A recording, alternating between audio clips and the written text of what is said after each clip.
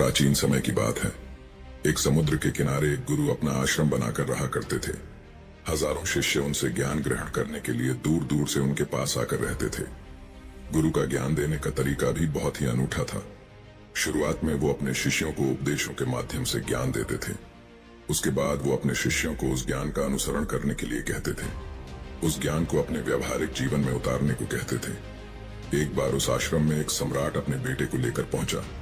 उस सम्राट ने उस गुरु से प्रार्थना की और कहा कि आप मेरे बेटे को अपने आश्रम में रहने दें और अपने तरीके से उसे ज्ञान दें। उसे इस आश्रम में बिल्कुल भी ऐसा नहीं लगना चाहिए कि वो किसी सम्राट का बेटा है। उसे बिल्कुल साधारण शिष्यों की तरह ही ज्ञान देने की कृपा करें। गुरु ने मुस्कुराते हुए कहा कि सम्राट ज्ञान इसी तरीके से लिया जा सकता है। अगर तुम अपने आप को दूसरों से महान समझोगे तो तुम ज्ञान ग्रहण नहीं कर पाओगे। अगर तुम्हें ज्ञान ग्रहण करना है तो तुम्हें दूसरों की तरह अपने आप को साधारण समझना होगा। यही ज्ञान ग्रहण करने की सबसे पहली सीढ़ी होती है। तुम निश्चिंत रहो, आज से तुम्हारे बेटे की जिम्मेदारी मेरे कंधों पर है।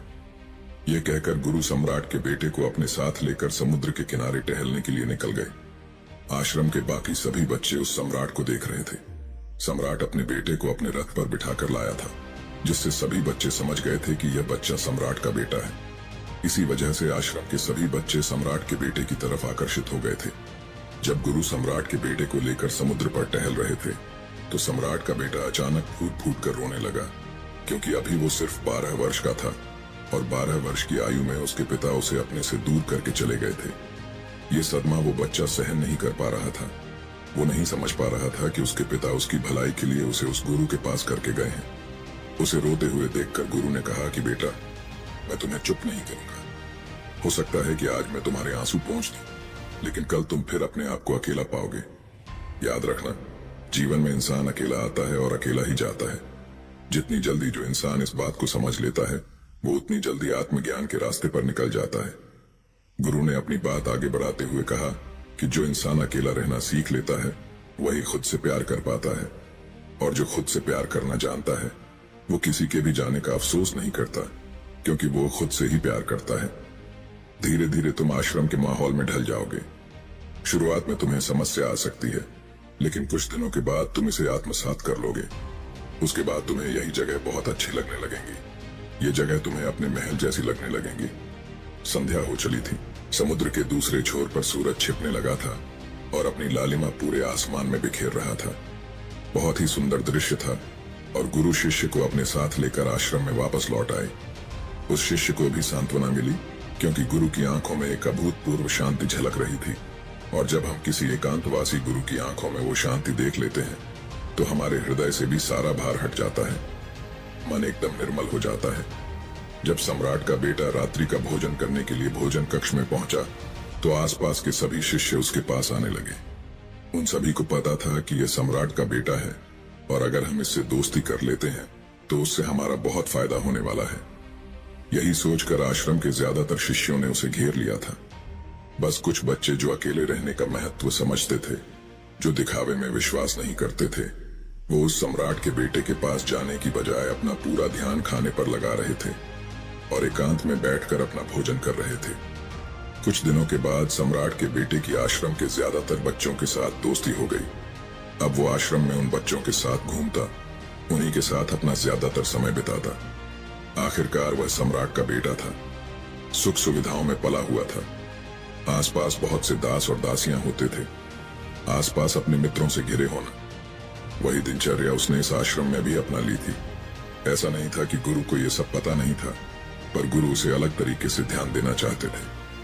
बच्चों को ज्ञान आप उपदेश देकर नहीं दे सकते, उन्हें साक्षात्कार कराना होता है।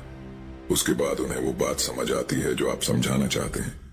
गुरु को यह बात पता थी कि अगर मैं इसे बोलकर बताऊंगा तो ये कभी समझ नहीं पाएगा। मुझे ऐसे दिखाना होगा, इसे एहसास कराना होगा कि अकेले रहकर तुम अपनी शक्तियों को जान पाओगे।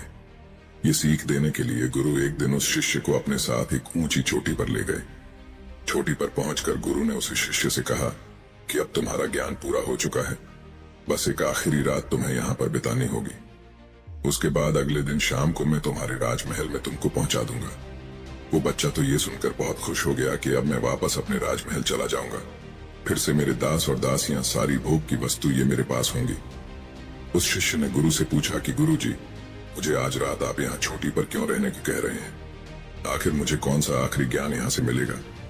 गुरु ने मुस्कुराते हुए कहा कि यहाँ पर चट्टान के पीछे तुम्हें छिपकर बैठना होगा। यहाँ पर रोज रात को एक बाज आता है।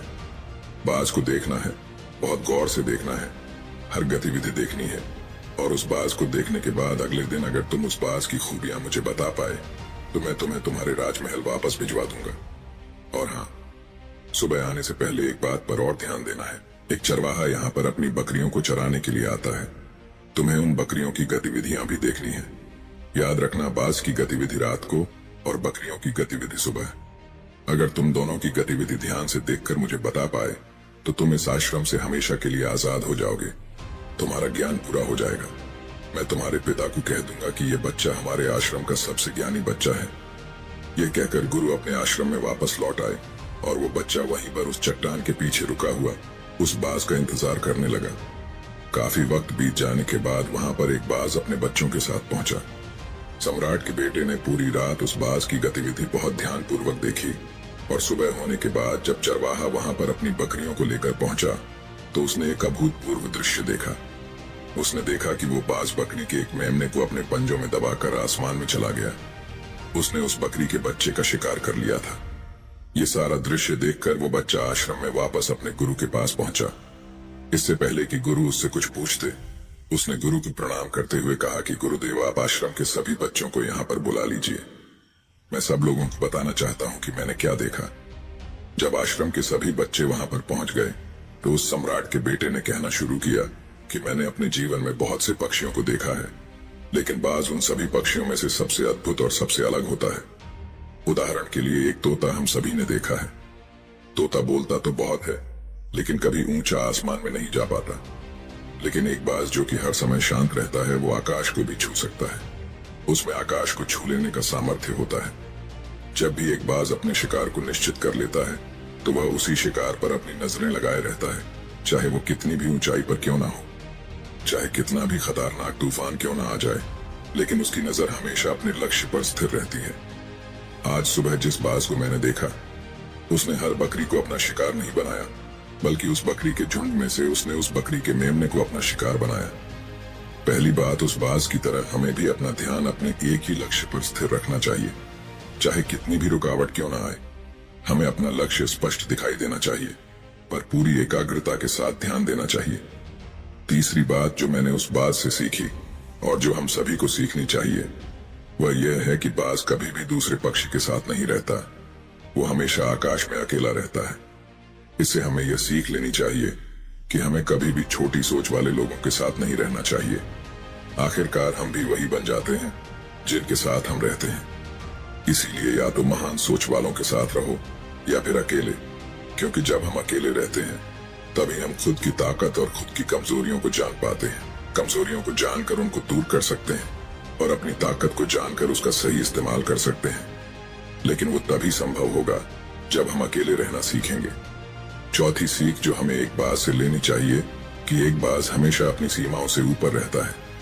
जब तूफान आता है तो हर एक पक्षी अपने घोंसले की तरफ भागता है, खुद को छुपाने की जगह ढूंढता है, लेकिन बाज ऐसा कुछ भी नहीं करता।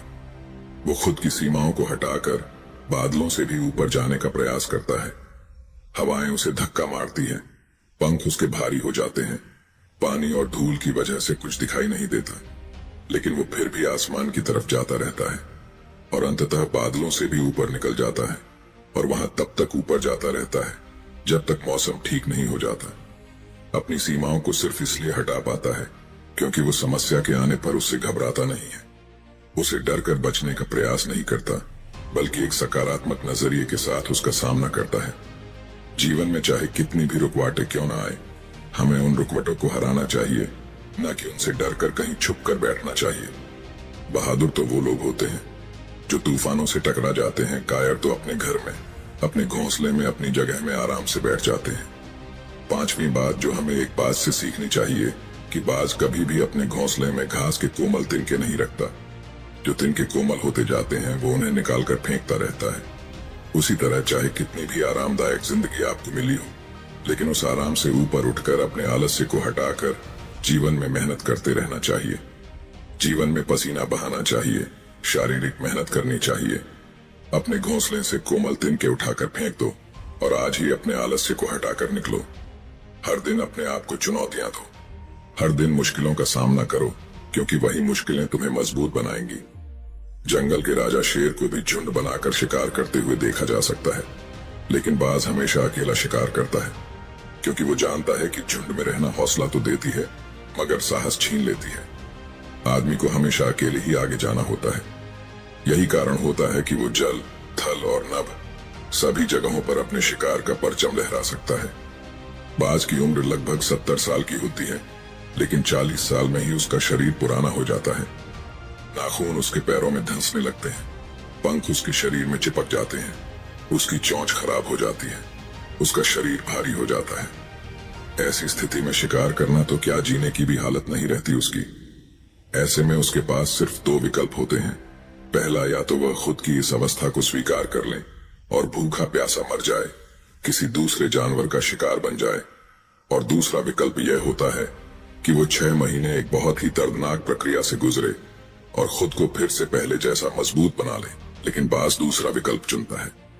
इसके लिए वो खुद को एक बहुत ही ऊंचे चोटी पर ले जाता है, जहां वह पहले अपने सारे पंख खींच खींच कर निकालता है और फिर चट्टान पर पैर मार मार कर अपने पंजे कुतर देता है। उसके बाद उसी चट्टान पर अपनी चोंच को पटक पटक कर पुराना हिस्सा निकाल देता है और इस लहूलुहान अवस्था में खुद को दूसरे जानवरों से छुपाता फिरता है। अगले 6 महीने तक वो इसी दर्दनाक प्रक्रिया से गुजरता है और इंतजार करता है नए चोंच, नए पंखों का। तब फिर वो अपनी नई जिंदगी शुरू करता है और निकल जाता है अपने शिकार पर और अगले 30 सालों तक फिर से राज करता है।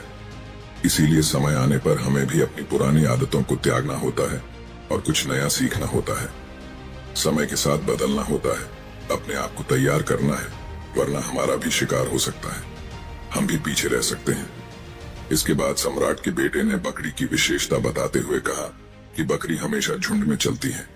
उन्हें झुंड में एक साथ चलने से हिम्मत मिलती है, लेकिन जैसे ही उन पर शिकार होता है, वैसे ही वो बकरियां तितर बितर हो जाती। उस पूरी बकरियों में से एक भी बकरी अपने साथी की मदद करने के लिए वापस नहीं लौटती। इससे हमें यह सीख मिलती है कि हमारे साथ कितने भी लोग हो, किसी पर भी यकीन नहीं करना। यकीन करना तो खुद पर करना, क्योंकि बुरा समय आने पर वो बकरी तितर बितर हो जाएगी, आपको पता ही नहीं चल पाएगा। गुरु को प्रणाम करते हुए सम्राट के बेटे ने अपने गुरु से कहा कि गुरुदेव, अगर मुझसे कोई सीख रह गई हो, कृपया करके आप बताने की कृपा करें। गुरु ने सभी बच्चों को संबोधित करते हुए कहा कि ये सभी बातें जो अभी इस बच्चे ने बताई है, सब सही है, लेकिन ये सारी खूबियां आप लोगों में तभी पैदा हो पाएगी जब आप अकेले रहने का अभ्यास करेंगे।